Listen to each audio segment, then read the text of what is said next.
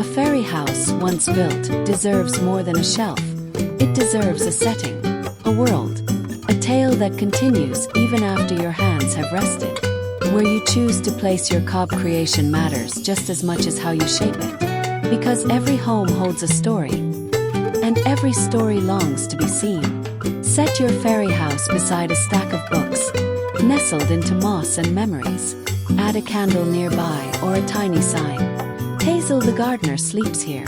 Suddenly, your creation becomes part of a world, an unfolding tale left just ambiguous enough to invite others in. Outdoors, let the house peek from beneath a fern. Place it beneath a flowering pot or beneath a tree's exposed roots. Scatter pebbles in a winding path. Add a twig fence, a tiny mailbox. These simple gestures create the feeling of life. Not just art, but presence. If you've crafted several houses, consider arranging them into a village. Each house with a theme. One for seasons, one for festivals, one for the traveler who leaves her door ajar. Label them softly, not loudly. Hint of story, suggestion of journey. Invite others to contribute. Let children name the fairy residents. Let visitors leave notes. Post your stories and photos online. Not to gain approval, but to inspire someone else to start. You don't need a stage or spotlight. Corner of a desk, patch of shade in the yard. These are enough. What matters is that your house feels lived in, known, like it holds a secret that only the careful, the curious, will ever hear. And when someone pauses, smiles, and whispers, "I wish I lived there," you'll know the story worked. It was never just a display, it was always an invitation. There's a kind of hush that falls when you kneel beside your little garden diorama, like the world takes a breath just for you. The cob house you made yesterday sits quietly in a reused wooden crate, now surrounded by soft mosses, tiny mushrooms, and a scattering of acorn caps. A twig lies across the entrance like a forgotten broom. Perhaps the fairy who lives there just went out for morning dew. Creating a fairy garden is less about perfect landscaping, more about storytelling. Begin with a container, an old drawer, a shallow clay pot, even a broken wheelbarrow will do. Let it feel lived in. Line the base with a bit of soil, then place your cob creation slightly off-center. Gardens, like stories, thrive in asymmetry. Now build the world around it. Pebble path leading nowhere. A tiny bridge over a bottle cap pond. A crooked bench made from bark. You're not just designing. You're whispering a tale only your hands can tell. Plant low-growing herbs like thyme or sedum to create natural miniature foliage. Tuck in moss you found on your morning walk, still cool with dew. Don't overthink. Let each element arrive as it will. Maybe you find a broken marble and decide it's a wishing stone. Or a rusted key becomes a garden gate. These touches invite imagination, and that's where the true beauty lies. Fairy gardens aren't about scale. They're about scale of wonder. Children love them. Adults find quiet in them. They become seasonal traditions, evolving slowly. Over time, your crate or pot becomes not just a display, but a corner of peace, retreat, a reminder that magic is never far, only smaller than expected. Let it sit near your window or in a shaded patch of garden. Watch the wind tell its own stories through the leaves. There's something sacred about teaching with your hands. No screens, no buzz. Just fingers in the clay, laughter in the air, and a quiet rhythm that belongs to simpler times. The cob mixture, warm from the sun and damp from the earth, becomes more than mud, becomes a memory. Gathered at the old wooden table under the mango tree, your children shape dreams. One molds a chimney with a crooked smile. Another places a seashell above the door because they say it listens to fairies. These aren't just crafts. They're lessons wrapped in play. A way to teach patience, imagination, and care for the world around us. DIY fairy tale cob houses are perfect for family weekends and school projects. They invite children to use what's around them, twigs, pine cones, old buttons, and reimagine them into storybook homes. Let them scavenge like tiny architects, collecting treasures during morning walks. That stick becomes a porch beam. That bottle cap, a window to another world. In a classroom, this becomes more than art. It's a lesson in sustainability, in history, in empathy. Teachers can explore ancient building methods, ecology, or folklore. Students listen better when their hands are shaping something. And long after the class ends, they remember the moment their fingers curved a tiny roof from straw and clay. At home, it becomes ritual, a Sunday tradition, quiet after-school moment. You don't need expensive materials. Only time, curiosity, and a willingness to get a little messy. And when it's done, display their cob house proudly on the shelf or in the garden. Not because it's perfect, but because it was made with joy, with intention, with tiny fingers that still believe in fairies. This is how we teach, by showing that even the smallest house can hold a world inside. After all the shaping, sculpting, and story weaving, the moment comes to breathe color into your cob creation. This is where the magic deepens, where dusty browns and soft straw begin to shimmer with life. Painting a fairy tale cob house isn't just decoration. It's finishing the sentence your hands began in clay. Start simply with a soft cloth to brush off the dried cob. Then gather your colors, non-toxic acrylics if indoors, or natural pigments like turmeric, charcoal, and red clay for a truly organic touch. Pastels work beautifully. Sage green walls, a robin's egg blue roof, adore the color of dusk. Let your brush wander, letting each stroke follow the grooves of your fingers from days before. Highlight the details. Dry brush along the roof tiles for texture. Trace around windows and vines with a fine tip, not to sharpen, but to celebrate the irregularities that make it real. This is not a toy, it's a home, perhaps for someone very small. If your cob house will rest outdoors, beneath a tree beside a flower bed, it will need gentle armor. Choose eco-sealants, linseed oil, beeswax balm, or diluted wood glue. They'll soak into the cob like rain into earth, protecting it while preserving its breath. Never encase it too tightly. Fairy houses, like real ones, should be able to breathe. Let it dry slowly in a shaded corner. Don't rush it. The sunlight will kiss it when it's ready. Add final textures if you like. Dried moss along the base, crushed leaves pressed into the roof. These little extras blend your house into the world around it, making it feel less crafted, more discovered. And when you're done, step back. What you've painted is more than a model. It's a quiet invitation for dreams to take shelter. As the sun fades and the last warmth of the day slips into the soil, your tiny cob house begins to glow. A single soft light flickers from behind its moss-covered windows, casting sleepy shadows over a pebble path. It's in these twilight moments that fairy homes truly come alive. Lighting is where imagination meets function. You don't need complex wiring or expensive kits. Just a warm LED tea light, a strand of solar fairy lights, or a battery-powered micro-LED tucked gently inside. The key is subtlety. Think of glow, not brightness. Your house should look as if someone has just lit a fire inside to prepare tea. For an indoor build, a flickering LED candle placed behind a translucent window, perhaps made from wax paper or a thin shell, gives the illusion of life. For outdoor dioramas, solar string lights work wonders. Weave them through the plants around your cob house or drape them loosely through a branch above. Let the light spill naturally. Hiding the source is part of the charm. Use hollow bark, pine cones, or handmade chimneys to nestle the lights. A button cell LED placed under a clear marble creates a magical fairy orb. Place one by a tiny bench, and suddenly it becomes a lantern-lit resting spot. These gentle lights do more than decorate. They transform. They pull viewers closer. They whisper stories after dark. A fairy light doesn't shout. It sighs. Children will marvel. Guests will linger. And for you, these lights will become a quiet ritual, turning them on each evening like greeting a secret part of the garden.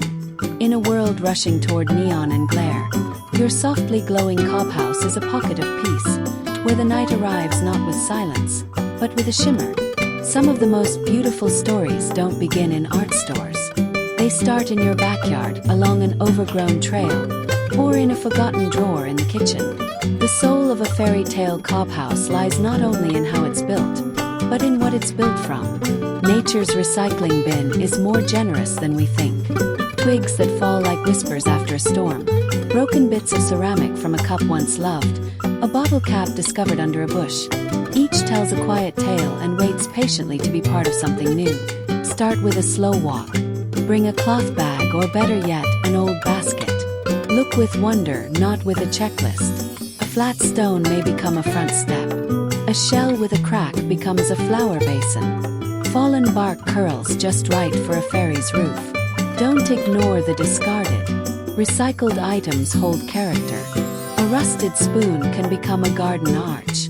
An old earring makes a stained glass window. These objects carry stories into your build. Layers of time and memory, repurposed into charm. Gather in small batches. Sort by texture, color, and potential use. Let children join. Let them discover that magic can be made from what others overlook. It's a gentle lesson in creativity, sustainability, and gratitude. No need to buy new. The earth and the past already offers enough. Your cob house will reflect it, stitched together from bits of everyday life, transformed by intention and play.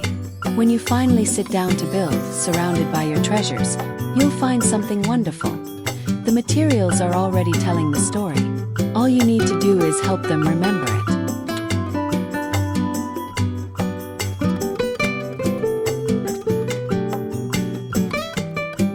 Every story needs a spine. Even in the smallest of fairy houses, strength begins at the foundation, a quiet form that holds the whimsy together. This step is less about perfection and more about flow. Like a seed taking root, your cob house begins its journey in the hands that shape its bones. Start by choosing a base. It could be cardboard, a reclaimed tile, or the lid of a forgotten container. Light yet firm, it sets the stage. For internal support, try a piece of chicken wire or a repurposed plastic jar. These structures don't need to be fancy, just steady. Wrap, bend, layer. Let it feel loose but intentional. Then comes the cob, an ancient recipe of clay, sand, and straw. Warm, gritty, and surprisingly cooperative. Scoop a handful. Press it onto your frame. Let your fingers guide the curves, not rules. Fairy houses aren't square. They lean. They bulge. They rise like mushrooms from forest floors. Push gently. Shape slowly. There's no need to rush. Carve a door frame with your thumb. Smooth a windowsill with a wet spoon. Add a pebble path along the base before it dries too much. The structure will grow layer by layer, like the telling of a soft tale. Let each stage dry before adding more. This prevents cracks, yes, but more than that, it allows you to pause. To notice how the walls tilt just so. To imagine who lives inside. These irregularities, the uneven roof, the tiny lean in the chimney, become character. They whisper of old magic, of places forgotten by time but still loved. And when it's done, your hands dusty and heart calm, step back. You've built more than a structure. You've made a place where imagination can take root and never want to leave.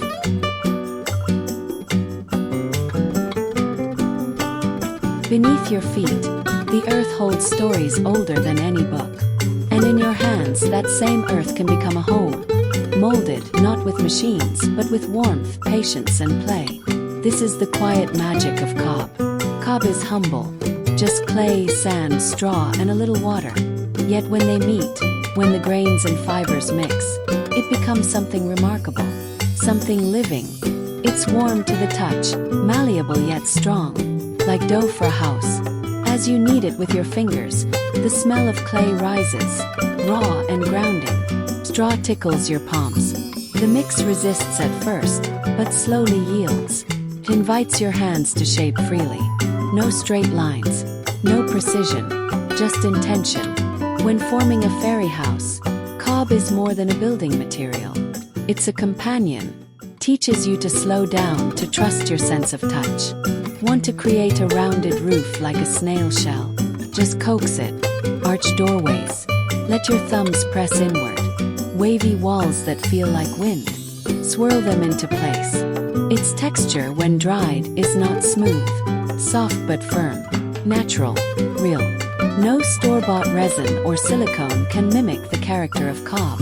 It bears the imprint of every fingertip, every pause. It's art in raw form. And best of all, it gives back. Cob is biodegradable, sustainable, and entirely safe. Connects you with the earth not just symbolically but physically. You feel it, you shape it, and it in turn shapes you. There's poetry in that. In knowing that something so simple, dirt and straw, can become a doorway to dreams. Let each build remind you, beauty doesn't always come in bright packaging. Sometimes it waits in the soil, asking only that you take the time to see it. Seasons speak in colors, in textures, in quiet rituals. And your fairy house, though small, can echo the rhythm of the year, shifting its charm with every turn of the wheel. It becomes not just a craft, but a celebration. In winter, your cob house nestles under soft white cotton, mimicking snow. Pine cone roofs gleam with eco-friendly glitter.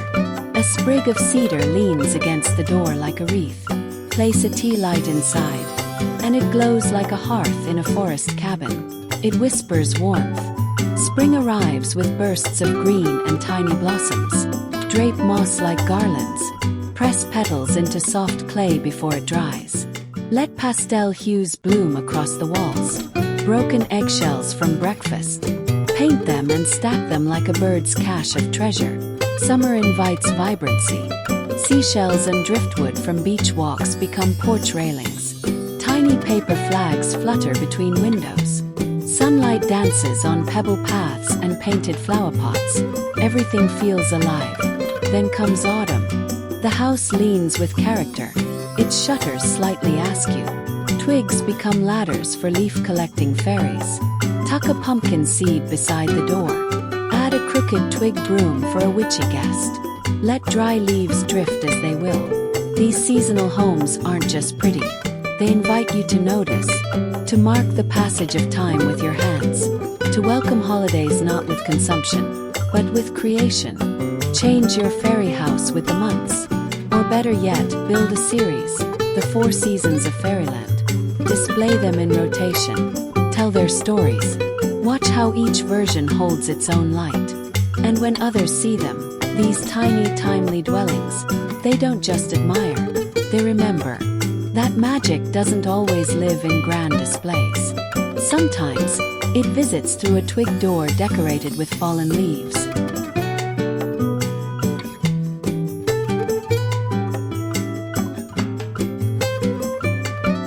Seasons speak in colors, in textures, in quiet rituals. And your fairy house, though small, can echo the rhythm of the year, shifting its charm with every turn of the wheel. It becomes not just a craft, but a celebration. In winter, your cob house nestles under soft white cotton, mimicking snow. Pine cone roofs gleam with eco-friendly glitter. A sprig of cedar leans against the door like a wreath. Place a tea light inside, and it glows like a hearth in a forest cabin. It whispers warmth. Spring arrives with bursts of green and tiny blossoms. Drape moss like garlands. Press petals into soft clay before it dries. Let pastel hues bloom across the walls. Broken eggshells from breakfast. Paint them and stack them like a bird's cache of treasure. Summer invites vibrancy. Seashells and driftwood from beach walks become porch railings. Tiny paper flags flutter between windows. Sunlight dances on pebble paths and painted flower pots. Everything feels alive. Then comes autumn. The house leans with character. Its shutters slightly askew. Twigs become ladders for leaf-collecting fairies. Tuck a pumpkin seed beside the door. Add a crooked twig broom for a witchy guest. Let dry leaves drift as they will. These seasonal homes aren't just pretty. They invite you to notice, to mark the passage of time with your hands, to welcome holidays not with consumption, but with creation. Change your fairy house with the months. Or better yet, build a series, the 4 seasons of fairyland. Display them in rotation. Tell their stories. Watch how each version holds its own light. And when others see them, these tiny, timely dwellings, they don't just admire, they remember that magic doesn't always live in grand displays. Sometimes, it visits through a twig door decorated with fallen leaves.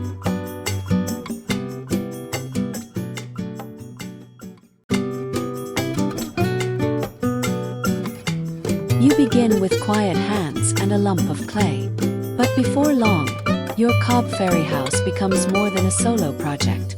It becomes a story to share, a thread connecting you to others who also believe in beauty made slowly by hand. There's something universal in the delight of a tiny door, the charm of a mossy rooftop. When you share your creation, be it in person on your porch or online, you're not just showing a craft. You're inviting others into a world where patience is praised and imagination has no age limit. Take a photo of your finished house, nestled in the garden, soft light on its curves. Post it with a caption about what inspired you. The seashell from your trip, the leaf from your child's walk, the broken teacup from your grandmother. These details draw people in. They don't just want to see the house, they want to know why you built it. Online communities thrive on these quiet wonders. Pinterest boards, Instagram tags, local Facebook groups. But the most magical sharing often happens offline. A neighbor asking how you made that little chimney. A child visiting your display with wide eyes. These small interactions ripple outward. Consider hosting a workshop at your community center or library. Share your cob mix recipe. Show others how to shape a mushroom-like roof. Watch how quickly the room warms, not just from the activity, but from the connection. Even a time-lapse video of your build, imperfect and candid, can inspire someone across the world. You don't need to be a professional, you only need to be genuine. And as your fairy house quietly finds its place in others' imaginations, you realize, in crafting small homes, you've built something much bigger, a place where creativity belongs to everyone.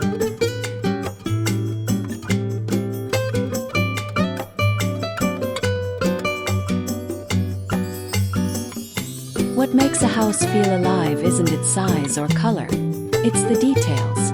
The tiny door just slightly ajar, the acorn cap lantern by the path, the rune barely visible beneath a curl of moss. In these whispers of design, a whole world begins to breathe. When you add details to your cob fairy house, you're not decorating, you're storytelling. A bark door becomes a portal to another realm. Pebbles become stepping stones worn by invisible feet. A bit of bent wire turns into a chimney hook where someone somewhere once hung a lantern. Begin with texture. Let the clay speak. Before it dries, trace gentle vines along the walls with a stick. Press in small stones or shards of sea glass to frame windows. They don't have to match. In fact, irregular shapes lend charm. Each one a memory of a walk, a find, a moment of curiosity. For windows, try thin slices of translucent shell or upcycled plastic softened with a warm spoon. Frame them with twigs or pressed flower stems. Let light peek through like a secret. Surprises. Tiny mailbox carved from cork. A little shelf beneath a windowsill holding dried lavender. Tuck a note beneath a flap of bark. Just a name, a symbol, a question. These details don't just make your creation beautiful, they make it memorable. They prompt people to lean in, to wonder, who lives here? What do they see from this window?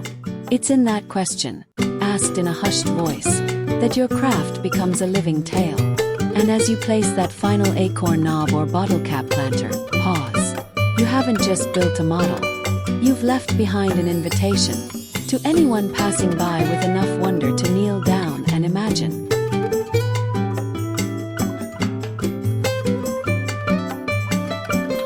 Step beyond the door. Let your fingers trace the walls inward. It's not enough that a fairy house looks magical from the outside. True enchantment lives in its quiet corners, where someone might rest, read, or sip dew tea in the hush of evening. Interior miniatures invite us to think in smaller rhythms. A cob fireplace no bigger than your thumb. A table sculpted from a chestnut shell, with acorn lids for plates. These are not just props. They are the soul of the space, the silent stories nestled within. Begin with the floor. Lay a soft rug from pressed moss or flat pine needles.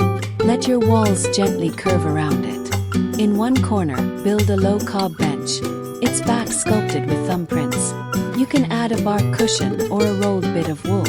Above it, a shelf carved into the wall, holding dried seeds, tiny scrolls, or a broken bead lamp. Think of what a fairy might need. A reading nook, a tea table, a place to nap. A leaf can be shaped into a hanging tapestry. A single feather becomes a broom. Clay can be sculpted into kitchen bowls, then sun-dried and painted with berry juice. You don't need precision. Let the scale feel playful. Let the pieces feel found, not forced. The joy is in the transformation. A nutshell becomes a cradle. A twig fork rests on a mushroom slab. And when you peer through the door and see the soft glow from the cob hearth, you'll feel something rare. A sense that this house is not just made, but lived in. Crafting miniature interiors isn't just detail work. It's storytelling, whispered from inside the walls. And now, as the final twig finds its place and the last glimmer of light fades from the tiny windows we've built, we arrive gently at the end of our journey. From mossy rooftops to pebble paths, from cob walls to leaf-wrapped secrets, we've walked through a miniature world stitched lovingly by hand and by heart.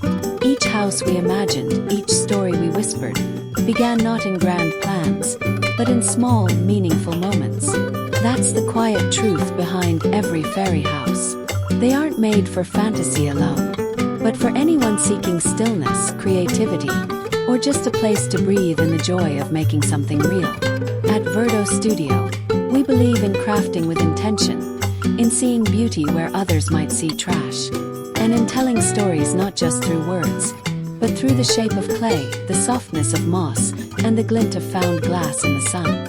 If this episode brought you peace, if it stirred your imagination, or made your day feel a little slower, a little softer, then we invite you with warmth to subscribe to this channel, not for algorithms or numbers, but so we can keep sharing these gentle ideas, this blend of nature, design, and dream, with kindred spirits like you. There's more to come, more stories, more quiet moments, more reminders that magic, very often, comes in the smallest shapes, and is waiting right where your hands are. Thank you for spending time with us. Until next time, stay curious, stay kind, and never stop imagining. This is Verdo Studio, where little things grow into wonder.